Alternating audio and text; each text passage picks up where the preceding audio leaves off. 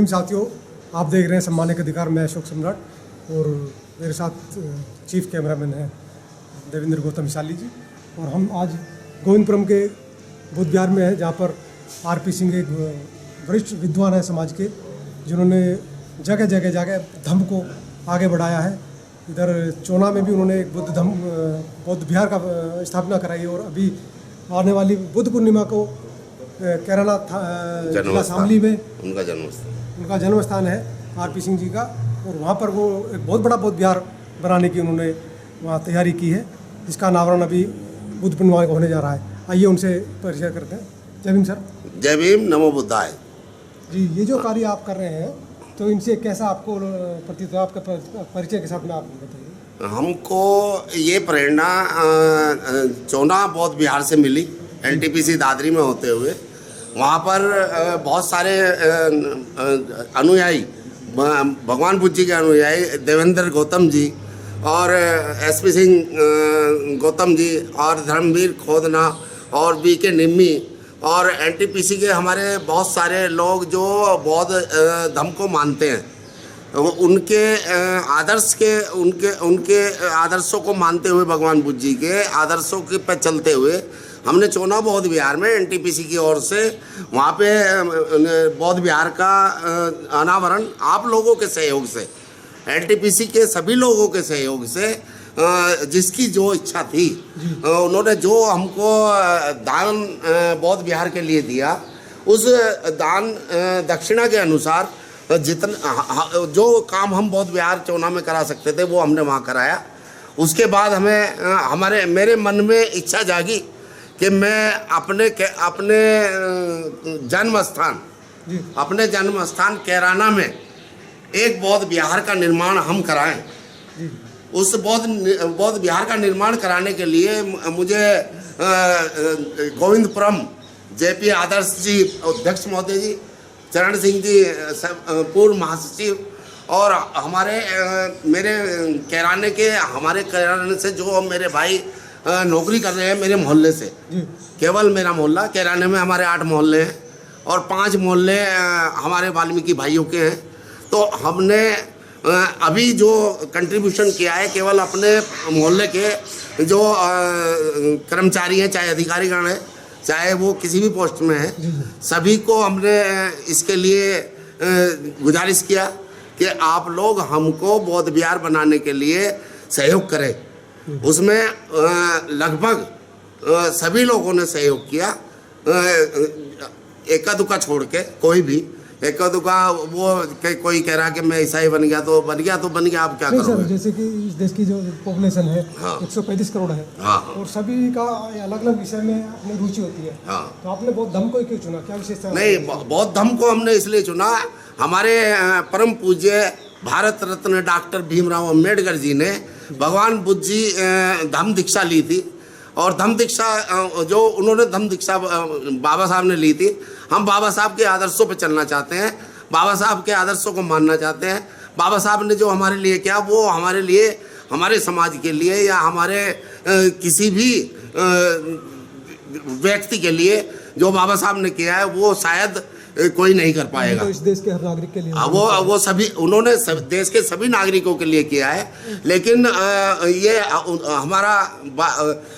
हमारे भारत के लोगों का दुर्भाग्य है कि वो इस बाबा साहब के जो संविधान उन्होंने लिखा है, संविधान के अनुसार, बाबा साहब के संविधान के अनुसार वो लोग अनुसरण नहीं कर रहे हैं।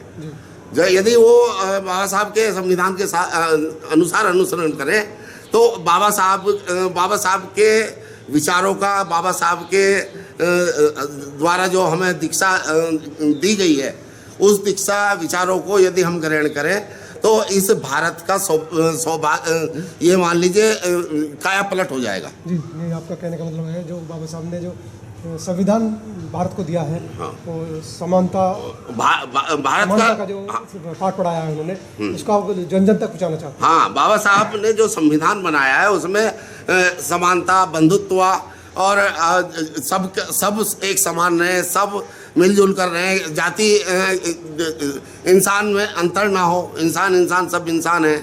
और इसी वजह से बाबा साहब ने बहुत सारे आंदोलन किए, वो कहीं छुपे नहीं हैं। सभी पूरे भारत के लोगों को बाबा साहब के संविधान के बारे में, बाबा साहब के आंदोलनों के बारे में पता है, और उन लोगों को बाबा साहब के आंदोलनों को ध्यान में रखते हुए, उनके विचारों को ध्यान में रखते हुए उनके पद चिन्हों पर चलना चाहिए, मेरा विचार है। जैसे बुद्धिजीवियों की वजह से समाज में बहुत बड़ी क्रांति आई है, तो आप जो कार्यक्रम लगा रहे हैं, कौन कौन मुख्य अतिथि होंगे इसमें, अनावरण जो करेंगे लोग? जो हमारे यहाँ कैराने में जी, जो 16 तारीख 2022 को बुद्ध पूर्णिमा के दिन जो बौद्ध विहार का अनावरण होगा, उद्घाटन होगा, उसमें मुख्य अतिथि हमारे अतुल कृष्ण बौद्ध जी सुभारती मेरठ से डायरेक्टर रहेंगे। उसके बाद हमारे यहाँ बहुत सारे वक्ता आ रहे हैं।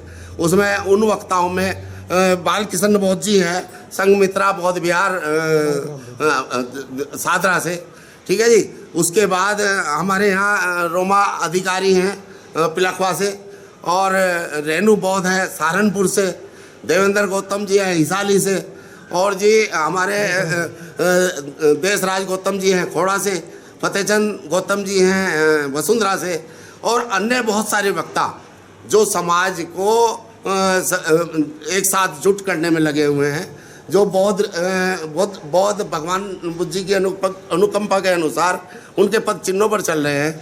समाज को एक साथ अपने विचारों के साथ अन्य के विचारों के साथ वो चाहते हैं कि हमारा समाज एकजुट हो, और हम जो हम कार्य कर रहे हैं उसके अनुसार सब लोग पद चिन्हों पर चले। तो और बाबा साहब और बाबा भीमराव अम्बेडकर जी जो थे हमारे, उनके पद चिन्हों पर चलकर उनके अनुसार जो उन्होंने बौद्ध धर्म अपनाया था, तो बौद्ध धर्म अपनाना हम चाहते हैं कि हम भी सब बौद्ध धर्म अपनाएं, और अपने परिवारों को, अपने बच्चों को बौद्ध धर्म की शिक्षा दें। और इसके साथ मैं ये भी एक वर्ड बोलना चाहता हूँ, जो हमारे समाज की महिलाएं, बहन और माताएं हैं, उनको इसमें अग्रणी रहना चाहिए, और उनको इसमें बढ़ चढ़कर भाग लेना चाहिए। यदि हमारे समाज को बदलना है और हमारे समाज को आपको आगे लेकर चलना है, तो हमारे समाज को आपको इस अंधविश्वास से निकालना पड़ेगा जो आज तक आप अपनाते आ रहे हो। उस अंधविश्वास को आपको छोड़ना पड़ेगा। बाबूजी, ये बुद्ध विहार कितना बड़ा है जी? ये बुद्ध विहार लगभग हमारा 2 बीघे ज़मीन में है। और कैराना मोहल्ला आल कला, लाल कुआ और वार्ड नंबर 9, कैनरा बैंक वाली गली, नियर कैनरा बैंक वाली गली, और कैराना में यह स्थापित होगा अभी 19 तारीख को, आप सब लोगों के आशीर्वाद से। इसमें जो वक्तागण है आप लोगों ने बता दिया, अब इसमें जो आपकी समिति के सदस्य हैं उनके नाम वगैरह बताएं। उनके जो हमारी जो समिति बनी थी, हाँ है, अभी भी समिति है। उसके जो मुख्य रूप से काम कर रहे हैं, उसमें अध्यक्षता श्री प्रेमचंद जी गैसवाले कर रहे हैं, और संरक्षक में बाबू श्री धनीराम जी PNB से रिटायर हुए हैं, और उसमें बहुत सारे कार्यकर्ताओं में हमारे बड़े भाई अजय कुमार जी हैं। मैं खुद रतनपाल सिंह NTPC दादरी से हूँ और कैराना का रहने वाला हूँ, और हमारे आत्माराम दिल्ली से हैं, वो भी कैराना के रहने वाले हैं, और धन प्रकाश गौतम जी वो भी कैराना के रहने वाले हैं। हम सब मिलके, और घनश्याम सिंह मेरठ से हैं, वो भी कैराना के रहने वाले हैं। जो हमारे मोहल्ले के रहने वाले हैं, जो रहने वाले कैराना मोहल्ला अलकला के हैं, लेकिन जाकर वो बस गए, कोई मेरठ, कोई गाजियाबाद, कोई दिल्ली। हमने सबको एकजुट करके सबकी भागीदारी हमने लेना चाहा, और सबका उसमें सहयोग है, और सभी के सहयोग से ये बौद्ध विहार का निर्माण पूर्ण हो पाया है। किस टाइम से किस टाइम का टाइम टेबल अनावरण? उसका टाइम हमने अभी लगभग 11 बजे का रखा है। उसमें 10-15 मिनट आगे पीछे हो सकता है, लेकिन उसमें हमारे मुख्य अतिथि अतुल कृष्ण बौद्ध जी को और भी प्रोग्राम अटेंड करने हैं। इसलिए मैं आप सब लोगों से उम्मीद करूंगा कि आप 11 बजे कैराना बौद्ध विहार में उपस्थित होने का कष्ट करें। धन्यवाद आपका, बहुत बहुत साधुवाद, बहुत बहुत धन्यवाद। नमो बुद्धाय, जय भीम, नमो भारत। आप देख रहे थे